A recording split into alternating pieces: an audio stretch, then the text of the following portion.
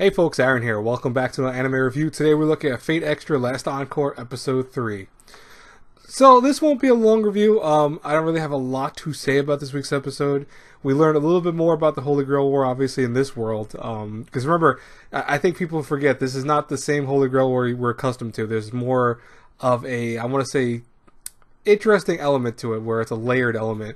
You win one match and then you go up to another level and then keep going on. Those are stratums that you have to go through, and in turn, you get more, I don't want to say prestige per se, but you get more recognition because, for example, the very first floor is considered the peaceful floor. It's really where the death doesn't really hit that much. It happens, but it's just meant to see who will ascend to the next level. With Shinji, he didn't want to do that. He wanted to stay on that level. He didn't want to ascend any higher. Thus, he became the owner of the whole entire floor, and as we know, he made his, the city out of it, etc. And Shinji, by the way, he had a monologue at the end, which I love that our main dude just interrupted him. Was like, "No, listen, I don't want to know your reasoning. I don't care." And it's so true because Shinji plays out like a kinder version of the version that we see in the regular Fate series, but he's still an asshole. So you can't really, you take what he says with a grain of salt. Like he's justifying his actions of killing people, quote unquote the digital people, because he wants to show that humanity's this or that.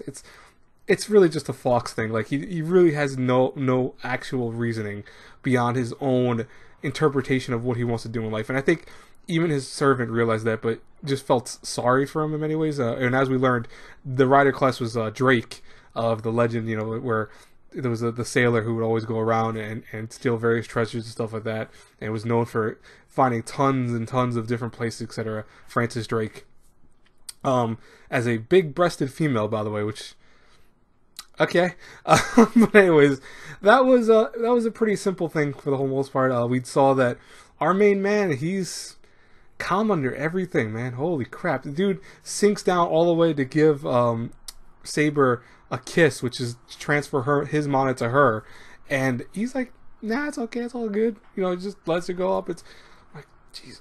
We learn also about her power, which is Imperial Rule, I believe, where it gives her control over any ability that the other person has, as long as I think she knows their name and knows or is still standing, I guess. So she actually took control of one of the ships and rammed it into her ship and stuff like that.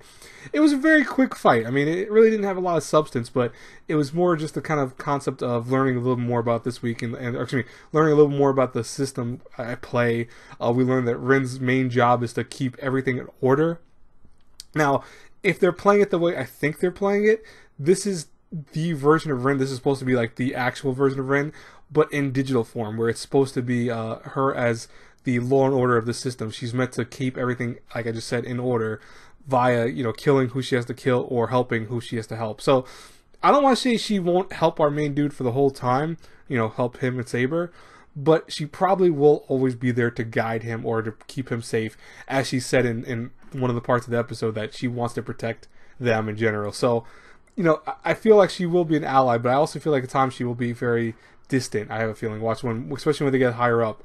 And if it's like the game, it's probably definitely going to be like that, because the game, Rin was an ally, obviously, but she played this role of a secondary character a lot of times, where she did help at times, but often wouldn't give you any assistance per se.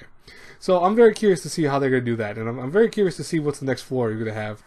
Anyways, guys and girls, what do you think about Fate Extra Last Encore? I would love to hear from you in the comments below. As always, guys and girls, if you like my reviews, you know what to do. God bless you all. I'm done for tonight. I will maybe have a review out tomorrow. I'm not sure. I'm kind of beat, so we'll see. I wanted to do Sword Art Online, the movie, but I'm kind of tired and I might not be able to watch it tonight. So we'll see what happens, though. I will get to it as soon as I can. Probably Tuesday, if anything. I'll talk to you guys later. Have a great, blessed day, everyone. God bless you all. Bye-bye.